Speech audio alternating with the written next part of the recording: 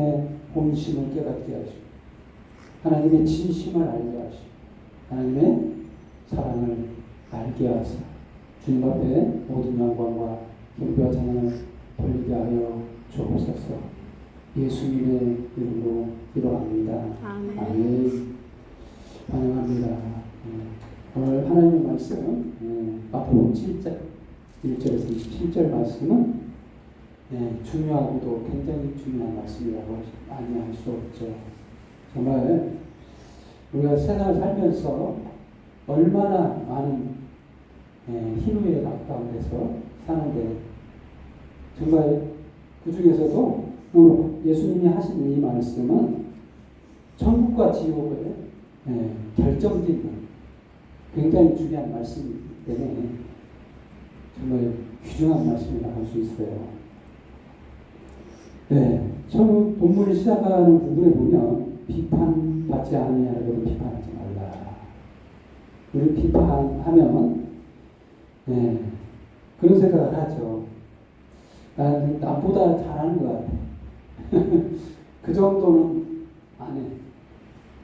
그렇게 생각하죠? 보통 그렇습니다. 이게 이 말씀을 누구한테 하신 말씀인가가 중요해요. 대상이 누군가. 예수님은 많은 사람들이 모여왔어. 예수님이 그 산상수훈 할 때 많은 자들이 제자들도 있었고 무리들이라고 표현했어요. 성경에는 이 무리라는 것은 믿음이 있어서 오는 것보다는 그냥 군중심리로 선지자가 나왔어. 뭐 좋은 말씀 하시나 막 이렇게 몰려왔다는 겁니다. 그 중에는 바리새인도 있고 세리들도 있고 수많은 사람들이 몰려왔어. 근데 그 대상이 거기서 굉장히 이 말하는 이유가 있어요. 비판에 대한 얘기. 예수님이 비판에 대한 얘기를 꺼냈다는 것은 누군가 비판을 한다는 거예요. 굉장히 심하게. 그래서 비판하지 말라 이런 말을 했는데 주야 좀 다른 부분을 한번 보실 필요가 있다는 생각이 들어요. 비판에 대해서 한번 누가복음 18장 10절에서 14절 말씀 한번 보도록 하겠습니다. 어떤 얘기가 나오냐면 18장에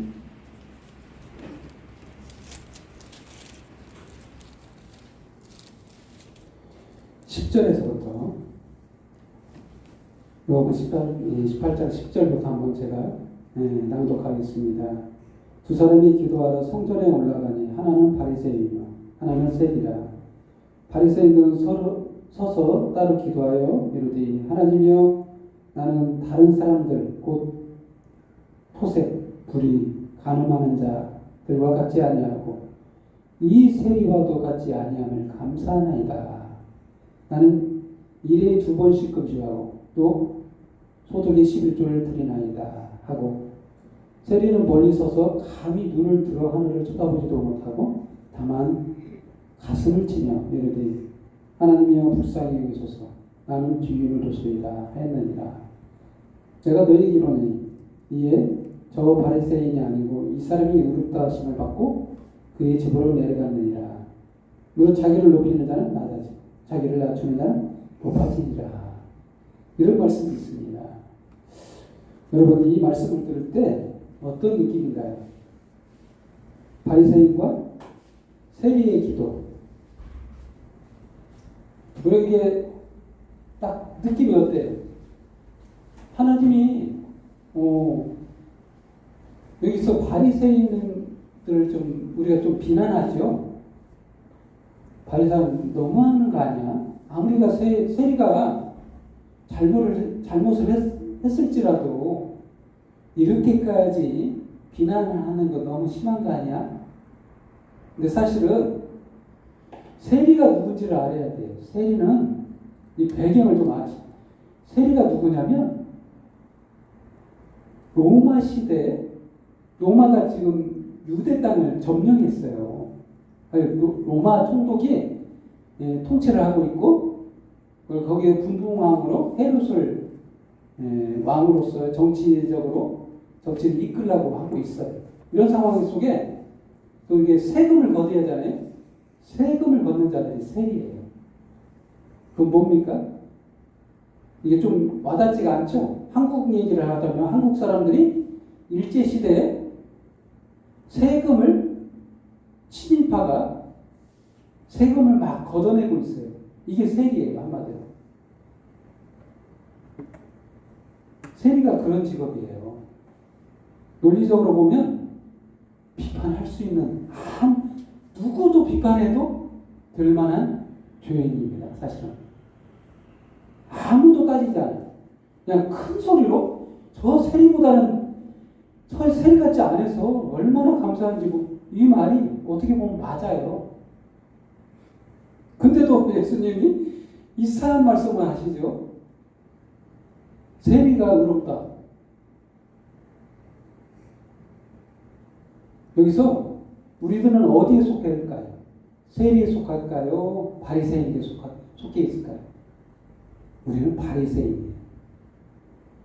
안타깝게도 우리는 세리가 아닙니다. 우리는 안타깝게도 친일파 세금 받는 사람을 욕해요. 당연한 겁니다. 왜 이렇게 예수님 근데 세리를 편들으셨을까? 이걸 좀 생각을 해봐야 돼요. 문자적으로만 이해하면 이해가 안 되는 말씀이에요. 그게 한마디로 바리새인들처럼 비판하면 비판 너도 받을 것이다 이런 말이잖아요. 너도 바리새인처럼 판단하거나 비판하지 말라 이런 말이잖아요. 우리가 그렇게 할 수 있을까요? 바리새인들의 그 비판 우리도 하고 있어요. 나름 비슷하진 않고 조금 덜 한다는 차이가 있을 수 있어도 누구나 판단하고 비판하고 저럴 수 있느냐. 연쇄살인범을 보고 비판 안 할 사람이 누가 있겠어요? 이러면 비판 안 하는 사람 아무도 없습니다. 말대로 하면 그래서 적용을 해보면 그렇습니다. 오늘 본문 말씀처럼 천국 누가 가야 되냐? 비판받지 않으려면 비판하지 마라. 이런 사람들이 천국을 가느냐? 비판 안 하는 사람들이 천국 갈까요? 비판하는 사람이 천국 갈까요? 그런 얘기가 아니라는 거예요, 지금. 그래서 첫 번째 주제로 비판하지 마라. 이게 도대체 무슨 말인가? 문자적으로 생각하면 그렇죠. 비판하지 마라. 비판 안 해야 천국 가는 사람처럼 여겨지는 말씀이죠. 세상에 아무도 비판하지 않는 사람이 없는데 논리적으로 안 맞잖아요. 천국 갈 사람이 없어요. 그럼 도대체 이게 무슨 말이냐? 비판하라는 말이냐? 비판하지 말라는 얘기냐? 그래서 이렇게 부연설명하고 있죠. 3절에 형제의 눈 속에 있는 티는 보고 네 눈 속에 있는 들보는 깨닫지 못하느냐? 보라, 네 눈 속에 들보가 있는데 어찌하여 형제의 바라기를 나로 네 눈 속에 있는 티를 빼게 하라 하느냐? 외식하는 자여, 먼저 네 눈 속에 있는 들보를 빼라. 그 위에 밝히 보고 형제의 눈 속에 티를 빼리라. 이런 말씀을 하셨어요. 이게 중요한 거는 이 들보와 티는 도대체 무슨 말일까요? 우리 눈 속에 티가 있고 들보가 있대. 도대체 이게 티와 들보는 뭔 말일까요? 인간에게 눈 속에 있는 이 티나 들보는 인간의 죄악을 말하는 거예요. 다 죄가 있다는 거예요. 근데 들보 있는 사람이 티 있는 사람 보고 너 티 있어. 근데 들보가 이렇게 티 있는 사람은 들보 있는 사람한테 또 들보 있어라는 말을 안 한다는 거예요. 느낌이 틀리죠. 너 죄 있어라는 말을 안 한다는 거예요. 들보 있는 사람은 너 죄 있어. 비판하고 비판 안 하는 차이죠.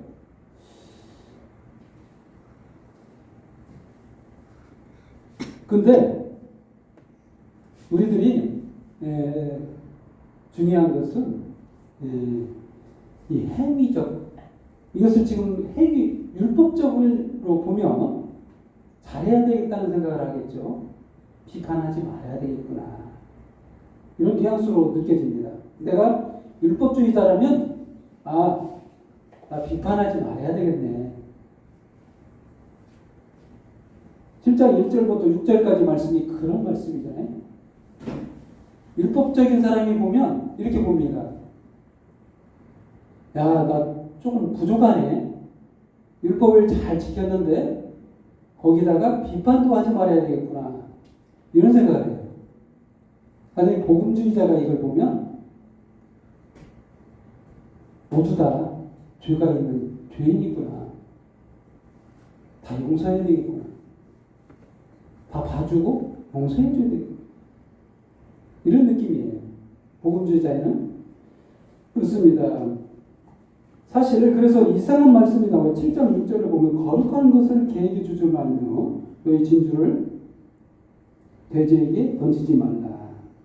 그들이 그것을 발로 밟고 돌겨 너희를 찢어 상하게 할까 염려하라. 사실 7장에 1절에서 5절까지 말씀하고는 상반된 말씀이 바로 연결되어 있죠. 이게 도대체 무슨 말씀일까? 연결이 하나도 안 되는 것 같죠? 문자적으로 잘 어울리지 않는 말씀이 연결되어 있어요. 근데 예수님은 이 말을 여기다가 하셨느냐? 여기서 거룩한 것과 진주가 뭔지를 알아요. 예수님이 지금 가지고 있는 것은 이거예요. 거룩한 것, 진주. 근데 이걸 누구한테 던졌냐면 개들, 돼지. 이 누구를 말할까요? 개와 돼지로 생각하는, 예수님이 생각하는 이 개와 돼지는 바리새인, 서기관과 율법을 쫓는 그들을 개나 돼지로 여기다 그들에게 던졌어요. 복음을 던지자 어떤 결과가 됐죠? 예수님은 발로 밟히고 돌이켜 너희를 찢어 상하게 할까 염려하라. 이 말씀을 왜 했냐면 십자가의 죽으심을 염두에 두고 하신 말씀이에요. 필요한 자들에게 복음을 전해야 되는데 개들과 돼지에게 던졌다.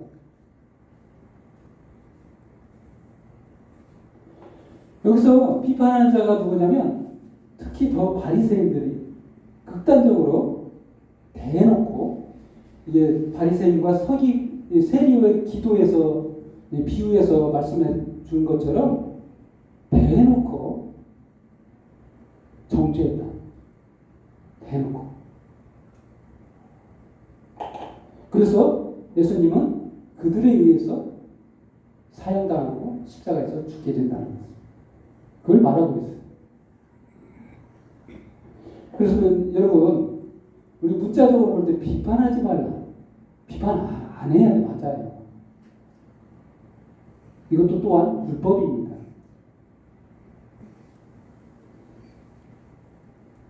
비판하지 말아야 되는데 비판하지 아니할 수 없어요. 그러니까 논리적으로 보면 우리는 비판하고 삽니다. 판단하고 살아요. 쟤는 나보다 못하네? 쟤는 나보다 잘하네? 계속 비교하고 평가하고. 사실은 비판하지 말라고 하신 말씀이 아니에요. 그렇다고 해서 비판하라는 말씀도 아니에요. 진짜 의미를 알아야 된다는 거예요. 그 의미는 바로 인간의 공로로는 구원 얻지 못한다는 거예요. 심지어는 이 비판하는 것 자체도 유대인들이 하는 그 바리새인들이 하는 그 비판조차도 죄악이라는 거예요. 그 죄로도 지옥 간다는 거예요. 인간의 공로로는 절대 구원 얻지 못한다는 그 의미로 말씀하신 거예요. 오직 여기서 개들과 돼지에게 짓밟히고 찢어지고 상하게 돼서 십자가로 구원하신 예수 그리스도의 공로가 필요하다. 그거 없이는 구원하지 못한다. 그 말씀인 거예요. 그렇습니다. 하나님이요, 좋은 거 주시겠다는 거잖아요. 7장 7절 말씀, 구하라. 여러분 너에게 주실 것이요. 주는 자는 하나님입니다. 찾으라. 그러면 찾아낼 것이요. 두드리라. 그러면 너희 열릴 것이니. 구하는 이가 받을 것이요. 찾는 이는 찾아낼 것이요. 들으면 열릴 것이니. 너희 중에 누가 아들이 떡을 달라 하면 돌을 주며 생선을 달라 하면 뱀을 줄 사람이 있겠느냐. 너희가 악한 자라도 좋은 것으로 자식에게 줄 알거든. 하물며 하늘에 계신 너희 아버지께서 구하는 자에게 좋은 것으로 주시지 않겠느냐. 그러므로 무엇이든 남에게 대접을 받고자 하는 대로 너희도 남을 대접하라. 이것이 율법의 선지자니라. 지금 또 말씀이 그 7장 7절에서부터 11절 말씀은 좀 이해가 되는 말씀이죠. 아버지가 좋은 것 주시지 않겠느냐 하면서 12절 말씀은 또 안 맞아요. 좀 이상하지 않아요? 계속해서 그런 이상한 말씀들을 하고 있어요. 12절 말씀은 대접하라는 거예요. 대접받을 만큼 해야 대접을 받아. 이걸 적용하면 무슨 말씀이냐면 네가 구원받을 만큼 해야 구원받아. 여기까지 적용할 수 있어요. 안 그래? 네가 잘해야 구원받아. 너 구원받을 만큼 해봐. 그러면 구원받아. 이런 뉘앙스의 대접받으려면 대접하라. 이런 말씀인 거예요. 근데 이 말씀이 또 아버지가 좋은 것 주시지 않겠느냐 하면서 이런 말을 했어요. 좀 서로 맞지 않지 않습니까? 대칭 구조가. 도대체 뭔 말일까요? 여러분, 그러면서 여기 힌트가 있어요. 7장 12절 말씀 끝부분에 이것이 율법이요 선지자니라. 이게 도대체 무슨 말이냐면 이게 율법이라는 거예요. 대접하는 대로 대접해야 하는 그 정도가 돼야 율법이지. 이게 선지자지. 이 정도는 돼야 구원 얻을 수 있는 거야. 너 구원 받을 만큼 해야 구원 받아. 이게 율법이라는 거예요.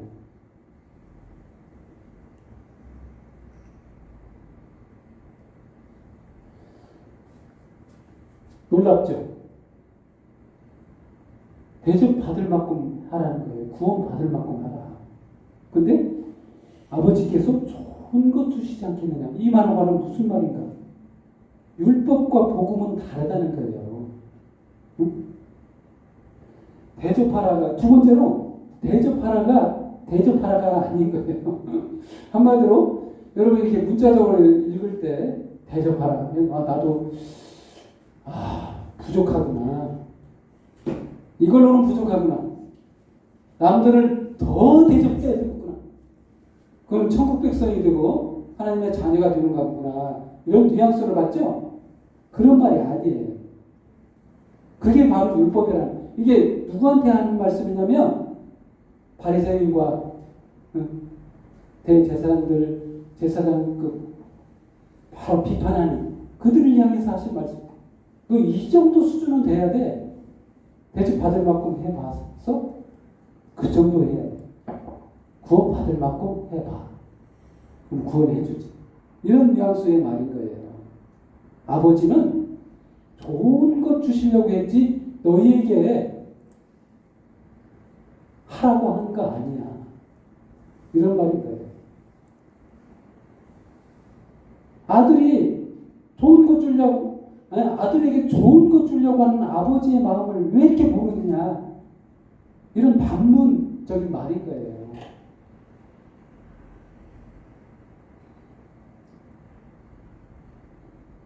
나쁜 사람도 자식에게는 좋은 것 주는데, 심지어 하늘 아버지께서 좋은 것 주시겠다는데, 바로 율법을 주신 것이 너희를 죽이려고, 심판하려고, 판단하고, 응?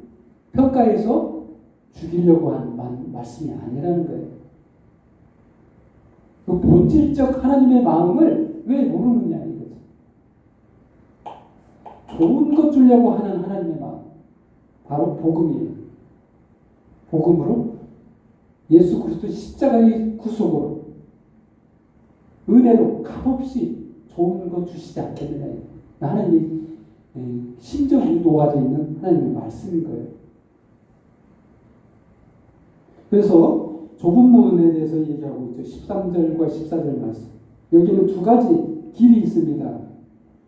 멸망으로 인도하는 문이 있고, 문이라는 것은 그쪽으로 향해 가는 길이죠. 방향성이 다른 두 길이 보인다는 거예요. 생명으로 인도하는 문이 있다. 들어가야 될 문이 두 가지가 있는데, 멸망으로 갈 것이냐, 생명으로 갈 것이냐, 바로 율법과 복음, 두 문이 있다는 거예요. 근데 누가 봐도 넓은 문이 있다는 거예요. 세상 사람들이 여길 때, 저건 수준이 높고 내가 따라가야 될 만한 훌륭한 그런 이상과 사상이구나, 사람들을 이롭게 하는구나, 이런 문들이 얼마나 많습니까? 세상에는 많은 문들이 있어요. 유교적인 그런, 우리나라에는 유교적인 그런 게 우리들을 이끌어가던 사상의 받침이 됐던, 우리의 삶의 목적이 됐던 유교적인 사상이 있잖아요. 세상 사람들이 많은 사상들이 있어요. 세상 이념들이 있다. 이게 다 선생이고 우리를 가르치고 있어요. 우리들을 인도하는 문이에요. 뭘로? 멸망으로. 안타깝게도 그게 좋은 문이 아니고 넓고 좋은 문처럼 보이지만 멸망으로 인도한다는 거예요. 좁지만 딱 한 가지 길이 있는데, 예수 그리스도 십자가의 죽으심으로 받는 은혜의 길은 좁다는 거예요. 오직 그 길밖에 없기 때문에 아무도 찾지 않는다는 거예요. 좁아서 협착하고. 왜 그러냐면 안 믿어지니까. 아니, 논리적으로 봅시다. 내가 한방공 구원해준다. 논리적이잖아요. 합리적이에요. 너가 이 정도 수준 돼봐. 그럼 구원해주지. 그럼 많은 사람들이 몰립니다. 너 10억 헌금해.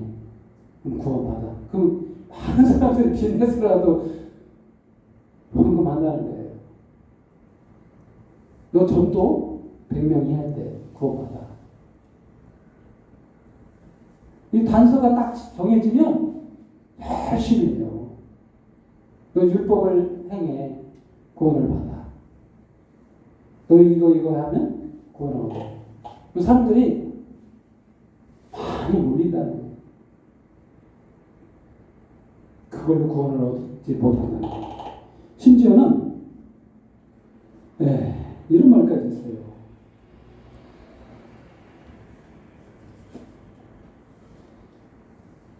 말씀 보면은 주여 주여 하는 자도 천국을 못 갑니다.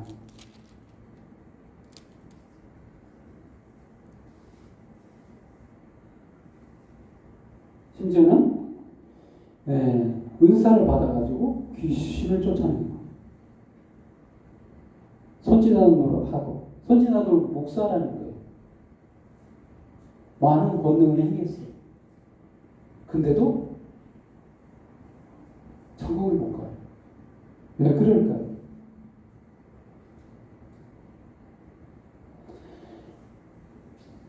좋은 나무가 좋은 열매 열매를 맺어야 이런 표현이 있어야 되는데 예수님은 좋은 열매에서 아름다운 열매가 나요.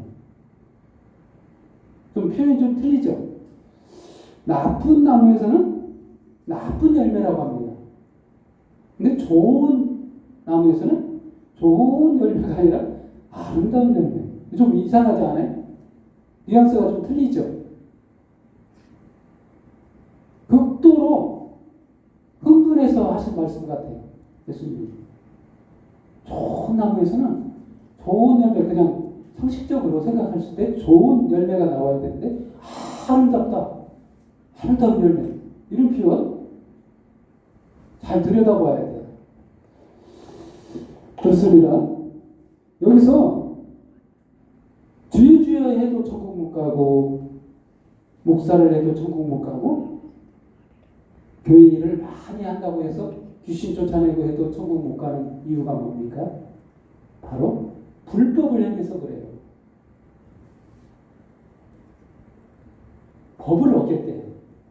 본문 말씀을 보면은 그때 내가 그들에게 밝히 말하되 내가 너희를 도무지 알지 못하는 이 불법을 행하는 자들아 내게서 떠나가라. 그래서 세 번째 주제로 좋은 나무. 도대체 좋은 나무가 뭐고 아름다운 열매를 왜 맺는지. 여기서 나무 얘기하는 거 아닙니다. 예수님이 나무 심어서 열매 거둘 얘기를 하려고 여기 비유라는 거죠. 이거는 문학적인 표현인 거예요. 좋은 나무는 여기서 누구냐면 예수님이에요. 포도나무에서 말한 것처럼 예수님이 자기를 포도나무로 너희는 가지라 이런 말씀을 했어요. 요한복음 14절 말씀에 이렇게 나오죠. 그렇습니다. 좋은 나무는 예수님을 두고 하신 말씀. 예수님이라는 십자가의 나무에서 구속받은 하나님의 자녀들은 가지인 거예요. 거기가 아름다운 열매를 맺습니다. 다른 방법 없어요. 나쁜 나무는 뭐냐면 바로 거짓으로 세운 나무. 마귀가 준 세상 공로로, 인간의 공로로 세운 나무.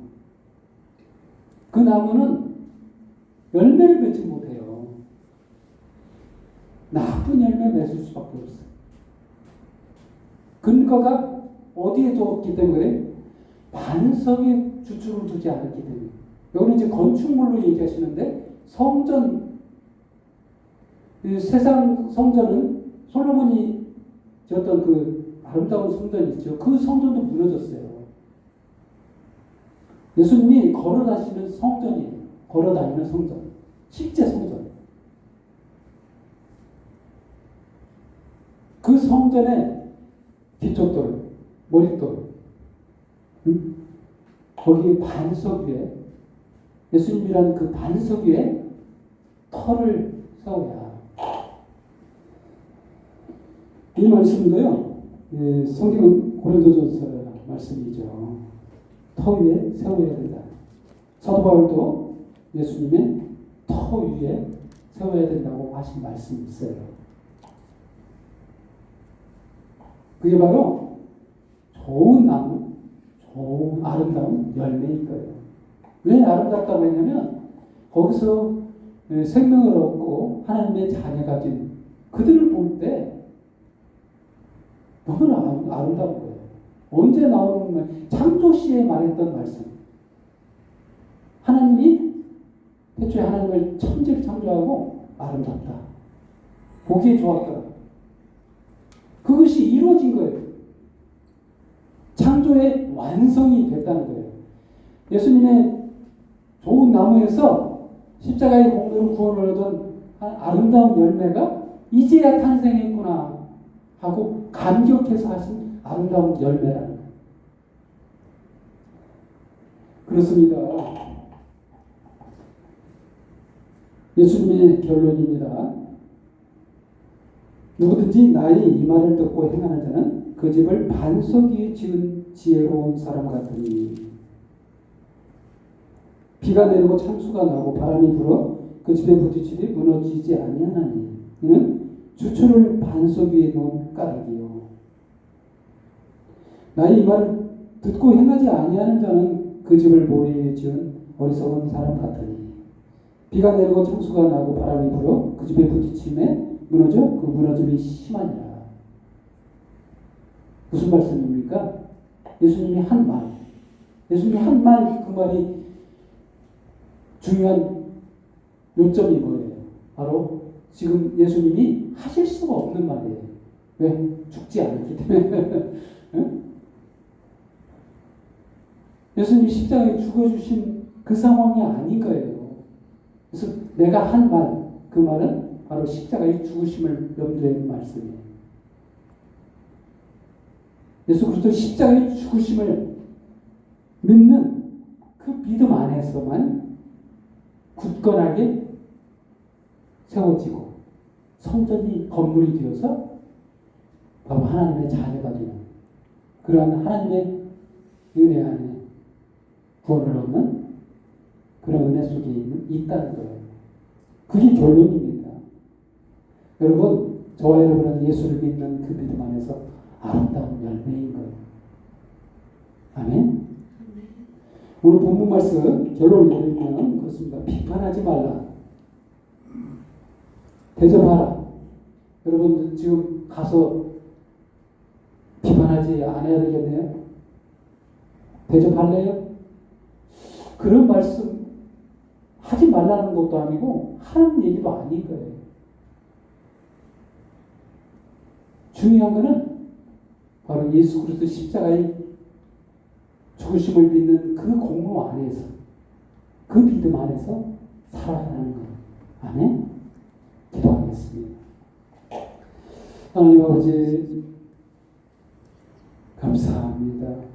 저희들을 보고 저희들의 행실을 보고 구원해 주신 것도 아니고 오직 예수 그리스도의 십자가의 공로로 구원해 주셔서 감사합니다.